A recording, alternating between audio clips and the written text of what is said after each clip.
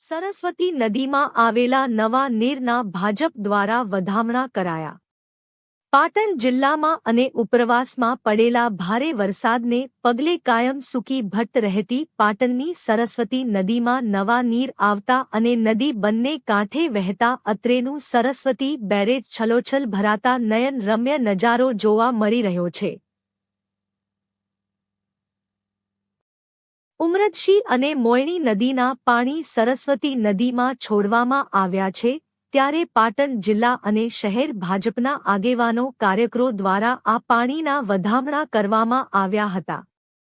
પ્રદેશ ભાજપના પૂર્વ મહામંત્રી અને હુડકોના ડિરેક્ટર કે.સી. પટેલે માં સરસ્વતીનું પૂજન અર્ચન કરી નવા નીરને વધાવ્યા હતા. આ સરસ્વતી ડેમ છલોછલ ભરાતા શહેરીજનો પણ મોટી સંખ્યામાં ડેમ ઉપર ઉમટી પડ્યા હતા અને એક વર્ષ બાદ ફરી આ ચોમાસામાં લોકોને ડેમનો અદ્ભુત નજારો જોવા મળ્યો હતો. સરસ્વતી નદી ઉપર જે સરસ્વતી બેરેજ બાંધવામાં આવ્યો છે, છેલ્લા 2 દિવસમાં વડગામ, દાંતા અને બનાસકાંઠામાં જે ખૂબ સારો વરસાદ વરસ્યો, એનું પાણી આજે કુંવારકા માતા તરીકે જેમને સૌ પાટણવાસીઓ સહિત જે એના કિનારે વસ્યા છીએ એવા સૌ લોકો આજે આ નવા નીર આવ્યા છે ત્યારે એને વધામણા કરવાનો કાર્યક્રમ પાટણ જિલ્લા ભાજપના પ્રમુખ શ્રી રમેશભાઈ સિંધવની ઉપસ્થિતિમાં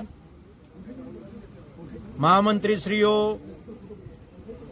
તાલુકા અને શહેરના સૌ પ્રમુખશ્રીઓ, નગરપાલિકા તાલુકા પંચાયતના પ્રમુખશ્રીઓ સહિત ખૂબ મોટી સંખ્યામાં સૌ આગેવાનો, કાર્યકર્તાઓ ઉપસ્થિત રહીને આજે સરસ્વતી માતાનું પૂજન કર્યું છે અને 12 માસ 24 કલાક 24/7 આ પાણી આ ડેમમાં રહે, આ બેરેજમાં રહે, આ નદીમાં રહે.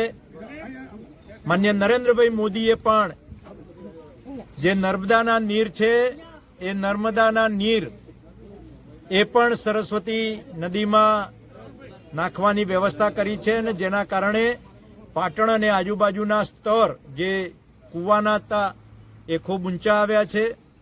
અને એટલા માટે જ આપણી સૌની સંસ્કૃતિ છે કે લોકમાતાનું પૂજન આજે નવા નીર આવ્યા છે અને વધામણા કરવાનો કાર્યક્રમ આજે સૌ આગેવાનોની ઉપસ્થિતિમાં કરવામાં આવ્યો છે.